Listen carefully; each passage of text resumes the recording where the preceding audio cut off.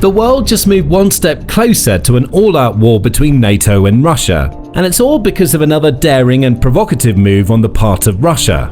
In Kaliningrad, the Kremlin has aimed its Iskander ballistic missiles at Poland. In response, NATO troops are rolling out. Tensions are rising, and the world waits with bated breath to see what will happen next. This dramatic new turn of events began on September 10, when Russia launched a barrage of drones and missiles into Ukraine. On the face of it, there's nothing unusual about that, since Russia regularly bombards Ukraine with its Shahed drones and missile strikes. But this attack was different, because some of those drones, anywhere from 19 to 23 of them, according to official sources, didn't stop in Ukraine. They carried on westwards, traveling over another international border and into Poland. It was an unprecedented incident. While occasional Russian drones have crossed beyond Ukraine in the past, an entire swarm of them entering another country's airspace has not been seen until now.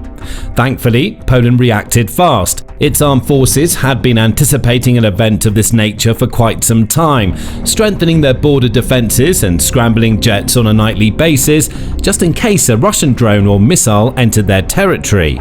They were ready, and they didn't hesitate. Together with the support from the Dutch Air Force and other NATO nations, they shot down several of Russia's drones, and no casualties were reported.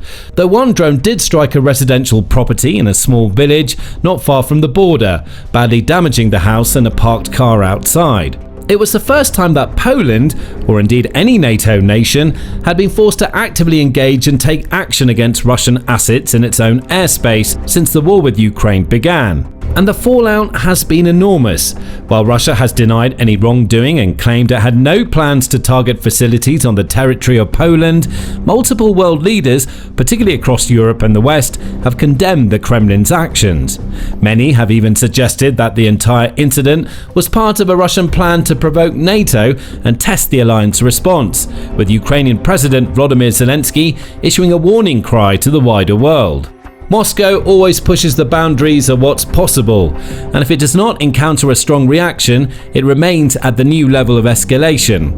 Today, there was another step of escalation. Russian-Iranian Shaheds operated in the airspace of Poland in NATO airspace. It was not just one Shahed that could be called an accident, but at least 8 strike drones aimed toward Poland. An extremely dangerous precedent for Europe. Whether there'll be further steps depends entirely on the coordination and the strength of the response. The Russians must feel the consequences. Russia must feel that the war cannot be expanded and will have to be ended. The situation has only grown more intense from there, as Poland made the significant decision to invoke Article 4 of the North Atlantic Treaty, as confirmed by the country's Prime Minister, Donald Tusk, who said, "The shooting down of drones that threatened our security is a success for Polish armed forces and NATO, which simultaneously changes the political situation. In this regard, Allied consultations have taken the form of a formal request to activate Article 4 of the North Atlantic Treaty."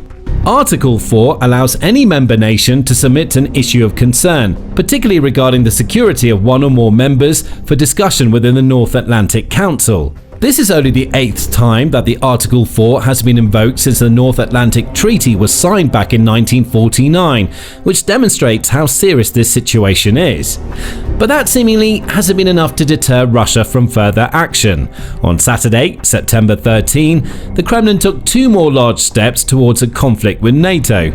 The first, and perhaps most worrying, was the movement of at least 2 Iskander-M missile systems in Kaliningrad to a new location, not far from the Polish border. 9K-720 Iskander missiles are short-range ballistic missiles that can strike targets up to 500 kilometers or around 310 miles away. They can be equipped with a range of warheads, including cluster munitions, earth penetrators for striking reinforced targets, electromagnetic pulses for anti-radar missions, high-explosive fragmentation warheads, and fuel-air explosive enhanced blast warheads too. They're even capable of carrying nuclear warheads, making them one of the most versatile and potentially deadly arms in the Russian arsenal. And they come in 3 distinct variants: Iskander-M, Iskander-K, and Iskander-E. The Iskander-M is the most common, capable of reaching speeds of up to Mach 7, which is well over 5,000 miles per hour. It's also highly agile, able to carry out mid-air maneuvers to evade anti-ballistic interceptor missiles on its way to the target. The Iskander-K, meanwhile, is a winged variant capable of carrying various kinds of cruise missiles, while the Iskander-E is an export model. Iskander-M missiles have been used extensively throughout the war in Ukraine so far, dating right back to the early days of the invasion, and Ukraine especially struggled to deal with them early on.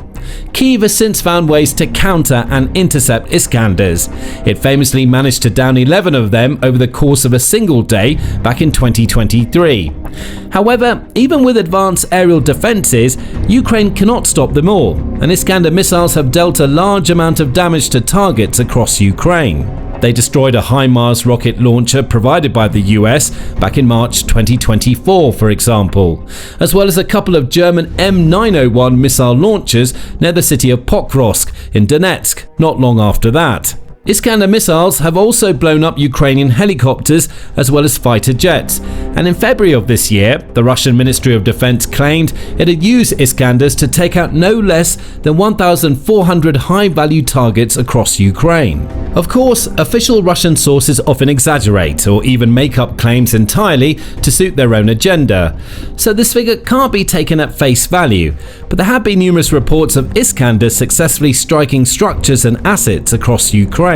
In other words, there's no doubt that these are some of the best missiles Russia has at its disposal, and it's producing them in increasingly large quantities. Indeed, reports show that the Kremlin has upped production by around 66% over the last year, and can now make up to 60 to 70 Iskander-M ballistic missiles per month, as well as 10 to 15 of its hypersonic Kinzhal missiles too. The presence of these missiles so close to Poland is a major worry, and there are open source intelligence analysts to thank for figuring out exactly where the missile launchers have been placed. To be more precise, it was the Cyber-Boroshno analyst group, which has also made numerous other important discoveries and reports over the course of the war so far, that localized the Iskander launchers in Russia's Kaliningrad region, which sits in a strategic spot for the Kremlin between Poland and Lithuania, with a long coastline looking out across the Baltic Sea.